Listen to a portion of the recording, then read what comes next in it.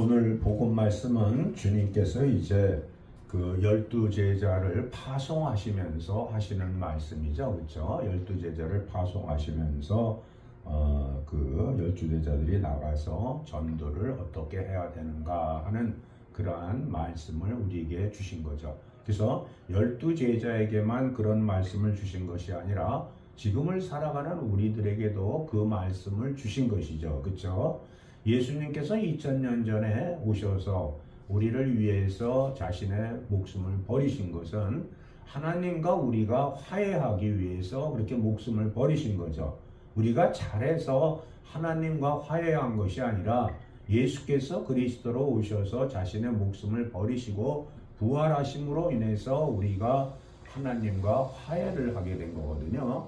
그래서 우리가 이 땅에 살아가면서 우리가 아무리 잘하고 아무리 좋은 일을 하고 또 우리가 많이 베풀고 나눈다 하더라도 그것을 자랑할 것은 아무것도 없다는 거죠.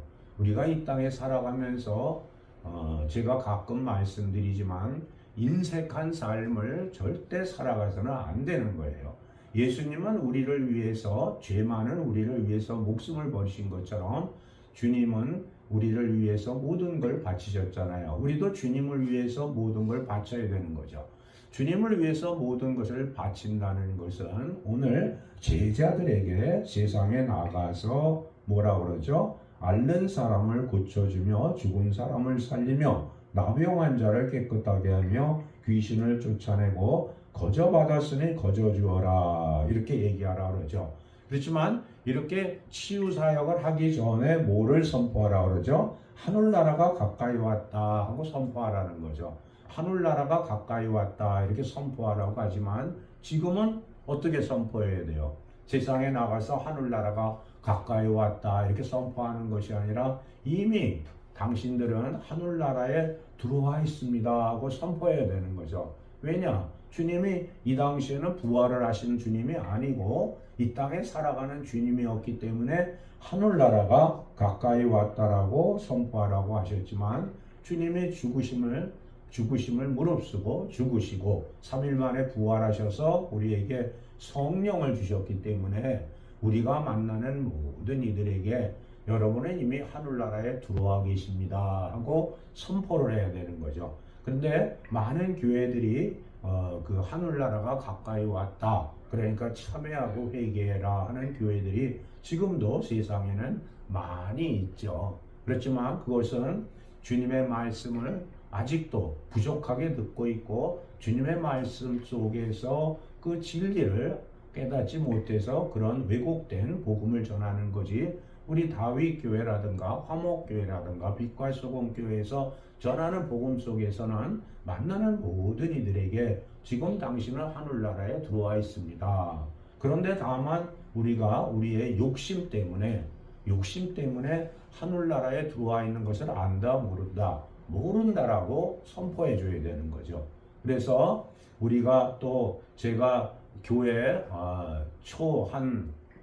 교회 개척하고 한 5년 정도 이렇게 됐을 때 늘 주님의 우리가 영성을 할 때 오신 분들에게 늘 말씀드리고 주일 예배에서도 말씀드리죠. 누구든지 눈만 마주치면은 주님의 평화를 드립니다. 주님의 평화를 드립니다. 이렇게 하라고 말씀드렸어요? 안 드렸어요? 드렸죠. 그랬을 때 오늘도 복음이 그러잖아요. 그 집이 들어갈 때 너희가 그 집에 들어갈 때 평화를 빈다고 인사하여라 이렇게 말씀하시잖아요. 그렇죠? 그래서 제자들이 파송돼서 어떤 집에 들어갈 때 그 집에 들어갈 때 평화를 드립니다. 이렇게 주는데 너희가 비는 평화가 그 집에 있게 하고 알맞지 않은 그 평화가 너희에게 되돌아올 것이다. 이렇게 말씀하고 계시잖아요. 그렇죠? 그래서 처음 교회 개척하고 많은 분들에게 그렇게 하라고 말씀드렸지만 과연 그것을 실천하시는 분들이 얼마나 있었는지 미지수죠. 그러니까 실천하고 안 하는 것도 예전에는 제가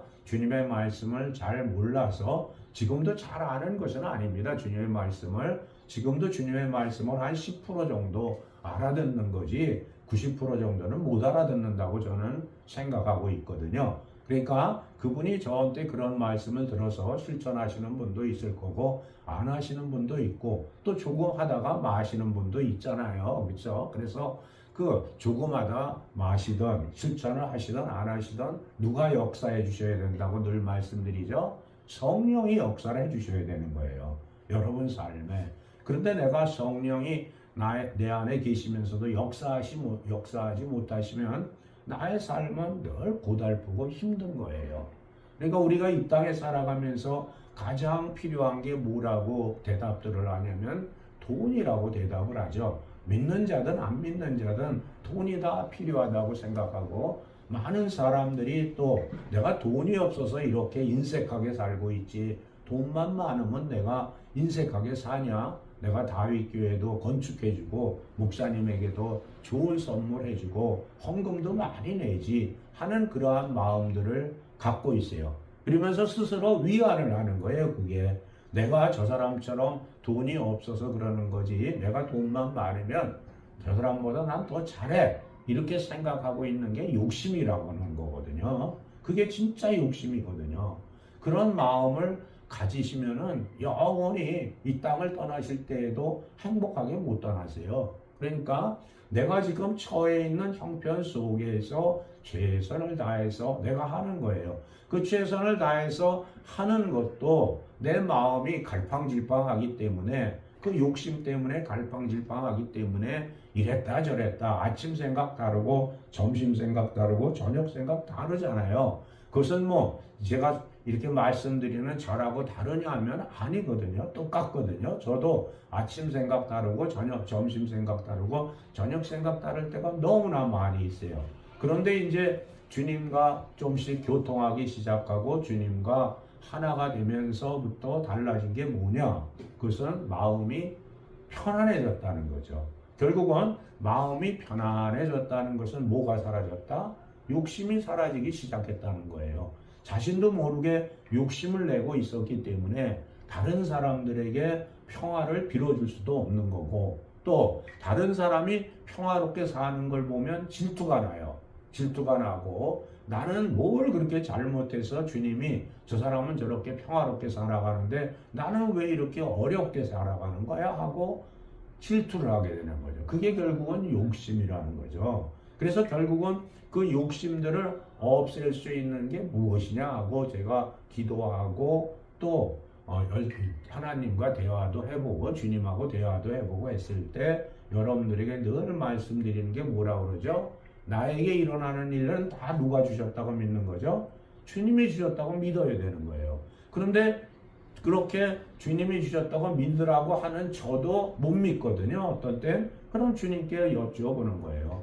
아이고 주님 또 제가 잘못 생각해서 실수하고 또 믿지를 못합니다. 어쩌면 좋습니까? 하고 기도하시면 되는 거예요. 회개를.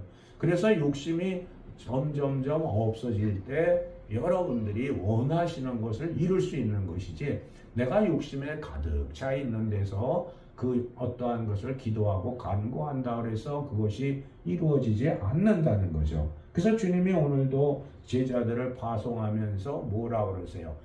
자기 그 제자들을 받아들이지 않는 마을이 있다면 집이 있다면 그 집을 떠날 때 너희는 발에 있는 묻은 먼지를 떨어버려라 이렇게 얘기하죠. 옛날에 우리나라는 장사를 한다든가 뭐 그랬을 때 첫 번째 손님으로 안경을 쓰고 온 사람이 있다든가 또 여자가 먼저 들어왔다든가 그러면 뭐를 뿌렸어요? 소금 뿌렸죠. 우리나라는.